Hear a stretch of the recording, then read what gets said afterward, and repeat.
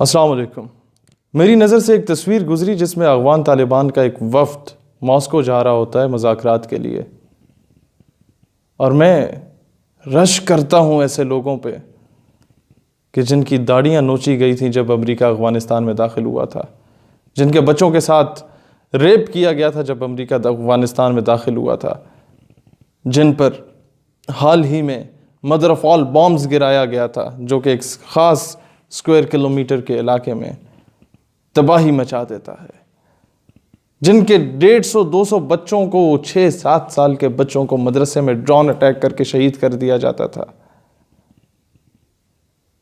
आज वो जिनको दाढ़ी रखने पर दहशतगर्द कहने का लेबल डाला जाता था, जिन्हें पगड़ी रखने पर दहशतगर्द का लेबल कहा जाता था, जिनको फ़िरका वारियत की भेंट चढ़ा के तमाम उम्मत मुस्लिमा को उनके खिलाफ करने की कोशिश की गई, लेकिन किसी दौर में उन्हें घसीटा गया था, आज वो घसीट रहे हैं। किसी दौर में सुपर पावर आई थी, लेकिन वो खुददार लोग, वो गैरतमंद लोग झुके नहीं थे, बिके नहीं थे, डटे हुए थे अपने महाज पे। मैं झुका नहीं, मैं बिका नहीं, कहीं छुप छुपा के खड़ा नहीं, जो डटे हुए हैं महाज पर, मुझे उन सफ़ों में तलाश कर। आज जब मैं मॉस्को में जाते हुए उस वफ़द की लोगों की तस्वीरें देख रहा था, वही दस्तार सर पे सजाई हुई थी, वही चेहरे पे रसूलुल्लाह की सुन्नत सजाई हुई थी, वही पांचे टखनों से ऊपर थे, वही शलवार कमीज पहनी हुई थी। मैं रश करने लगा कि हमें तो कॉलेजेस और यूनिवर्सिटीज़ में जब भी पढ़ाया गया, नेल्सन मंडेला जैसे बंदे को बताया गया कि भाई ये लीडर है, चे गुवेरा बताया गया कि ये लीडर है, नो डाउट, नो डाउट, बहुत ज़बरदस्त लोग थे ये दोनों।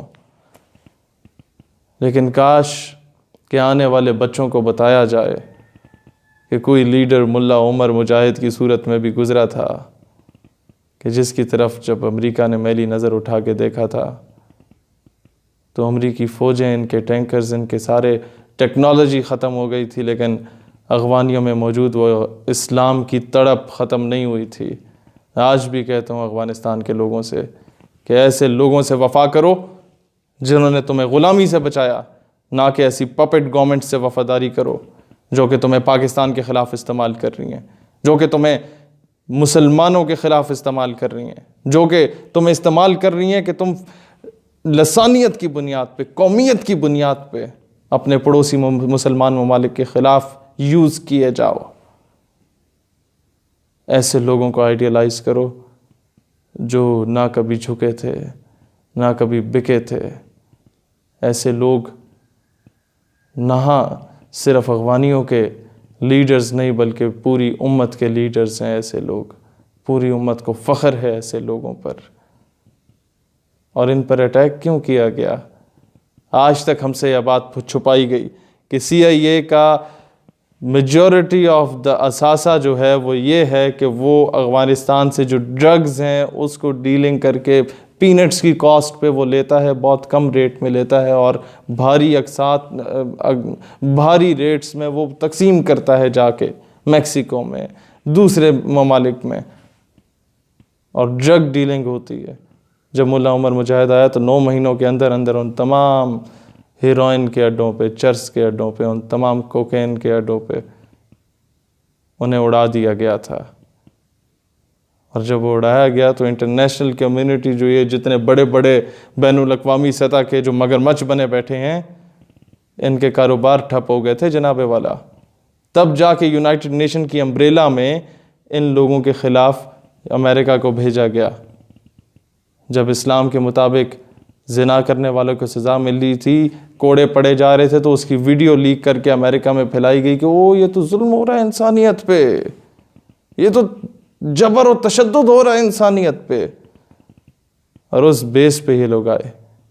काश के यूनाइटेड नेशन की अम्ब्रेला में फ़ौजें बर्मा भी चली जाएं, फ़लस्तीन भी चली जाएं, कश्मीर भी चली जाएं, कि जनाब वहाँ भी कोई जुल्म कर रहा है बैठ के, वहाँ भी कोई मुसलमान बच्चियों का रेप कर रहा है, वहाँ भी कोई लोगों के बरहना करके उनके जिस्मों को काट के उनके तिक्के बोटियां और कबाब बनाए जा रहे हैं।